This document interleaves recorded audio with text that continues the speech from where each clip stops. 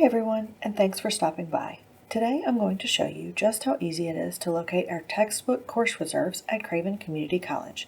Please note that course reserves may not be checked out and are only for use within the library.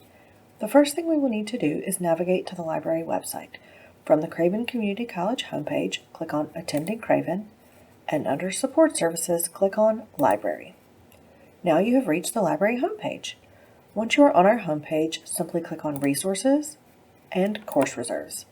This takes you to our Course Reserves page. If you scroll down a little, you can see a listing of all the subjects we have materials for. On the left, you can choose from the alphabetical breakdown to see if we have the text for your specific course. Let's look for Biology 275.